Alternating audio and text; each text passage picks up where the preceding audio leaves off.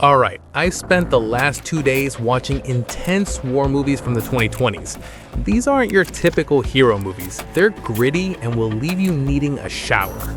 I've picked the 10 absolute essentials, the stuff that actually changes how you look at a screen. Oh, and before I forget, because my brain is basically fried from all these explosions, I put all the streaming info for every single movie in the first pinned comment below. Go look later. Now, grab a drink, get comfortable, and let's get into the chaos. We're talking about the absolute peaks of cinema here. Are you ready? Because I'm ready. I'm more than ready. Let's do this. Okay, first off, we're starting with something that feels like a fever dream of history. Imagine a director who just doesn't care about your budget or your expectations. He wants big hats, he wants thousands of people running across frozen lakes, and he wants Joaquin Phoenix looking like he's having a permanent midlife crisis while conquering half of Europe. It's grand, it's theatrical, and honestly, it's kind of funny in a dark, I'm the boss of the world kind of way.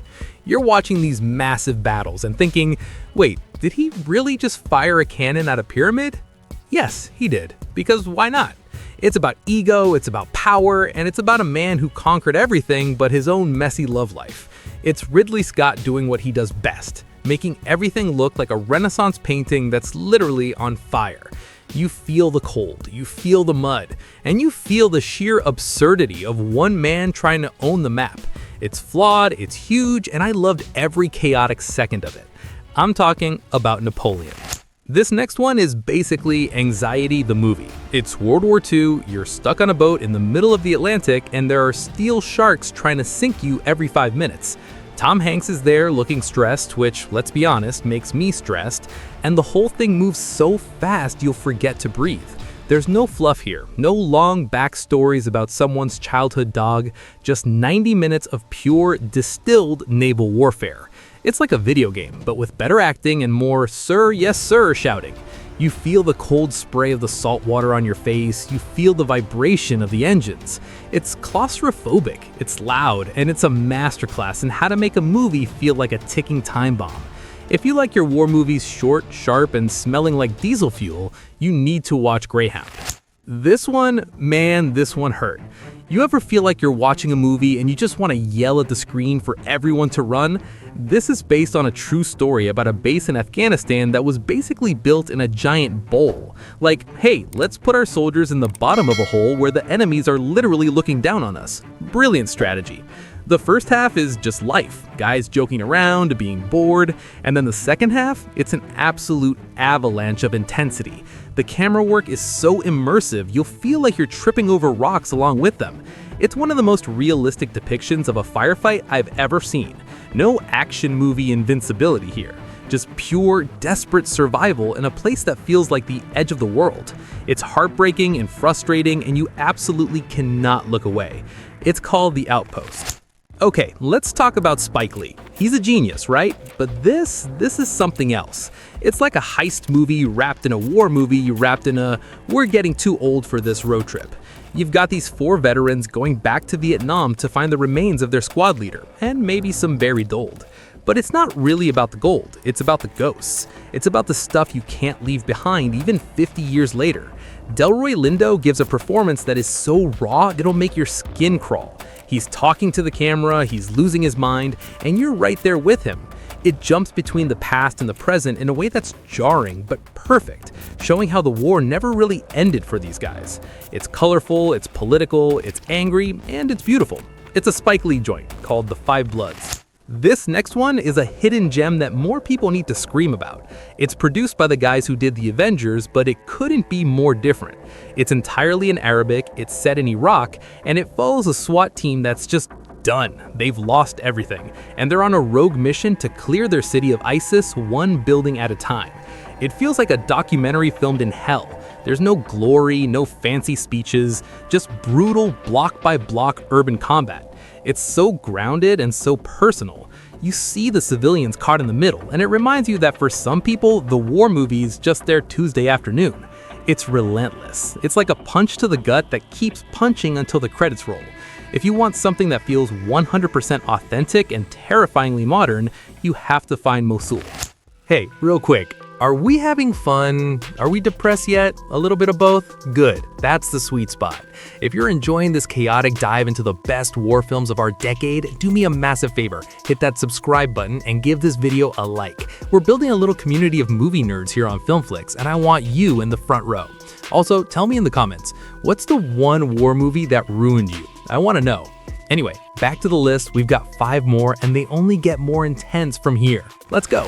You want something totally different? How about a movie where a retired soldier just wants to be left alone with his gold, but some Nazis decide to mess with him? Mistake. Huge mistake. This is like John Wick if John Wick were a Finnish miner during World War II. It's mostly silent, it's incredibly violent, and it's honestly one of the most satisfying things you'll ever watch. It doesn't try to be deep or historical. It just wants to show you creative ways to dismantle bad guys in the middle of a beautiful, barren wilderness. It's stylized, it's over the top, and it's the kind of movie you watch with a group of friends so you can all yell, "Oh!" at the same time. It's legendary, it's brutal, and it's pure cinematic adrenaline. The name of this glorious carnage is SISU. Guy Ritchie. You usually think of fast-talking gangsters in London, right? Well, he went to the desert and made one of the most emotional movies of his career. This isn't a shoot-'em-up movie, although the action is incredible. It's a story about a debt. A soldier is saved by his Afghan interpreter who carries him, literally carries him, across miles of dangerous territory. Then the soldier has to go back to save the man who saved him. It's about honor, it's about the promises we make, and it's about the people left behind. Jake Gyllenhaal is fantastic, but Dar Salim steals the whole show.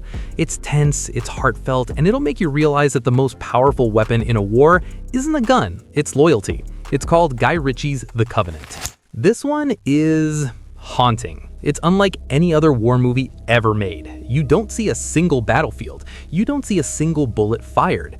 Instead, you spend 2 hours in a beautiful garden watching a family live their perfect life. They have a pool, they have flowers, they have dinner parties, but right over the wall, right over that wall is a concentration camp, and you hear it. The sound design in this movie is terrifying. You hear the screams, the shots, the hum of the machinery, all while a mother is showing her kids the vegetables in the garden. It's about the banality of evil, how people can just turn off their humanity while monsters live next door. It's an Oscar winner, it's a masterpiece, and it's the most chilling thing you will ever experience. It is the zone of interest. What if war wasn't in the past or in some far-off country? What if it was right here, right now, in the streets of America? This movie isn't interested in the politics of why the war started. It's interested in the how. It follows a group of journalists trying to get to DC before it falls. It's an A24 movie, so you know it looks stunning, but it's the sound and the pacing that will kill you. Every gunshot sounds like a cannon going off next to your ear. It's about the loss of truth and the desensitization to violence. It feels like a documentary from a future we hope never happens. It's divisive, it's loud, and it features one of the scariest scenes involving Jesse Plemons in a pair of red sunglasses that will haunt your nightmares. It's simply titled Civil War. Here we are, number 1. If you haven't seen this, what are you doing with your life? This is a German language adaptation of one of the greatest books ever written, and it is visceral. It's the mud, it's the music, that 3-note synth blast that sounds like the world is ending. It captures the absolute waste of World War I. You see these kids go from being excited about uniforms to being hollowed out shells in the dirt. The cinematography is so beautiful it hurts to look at. It's a tragedy on a grand scale, showing that in the end, war isn't about glory, it's just about survival, and sometimes not even that. It's the definitive war film of this decade. It's haunting, it's perfect, and it's all quiet on the Western Front. Whew, we made it. I'm literally sweating. That's 10 movies that will change your DNA, I promise. Remember, all the details on where to stream these are in the pinned comment below. Go check it out, pick one for tonight, and let me know what you thought. Are we movie friends now? I think we are. Thanks for hanging out on my couch and letting me rant. Don't forget to like and subscribe if you want more of this chaos, and I'll see you in the next one. Go watch some movies. Stay safe, stay cinematic, and I'll catch you later. Bye.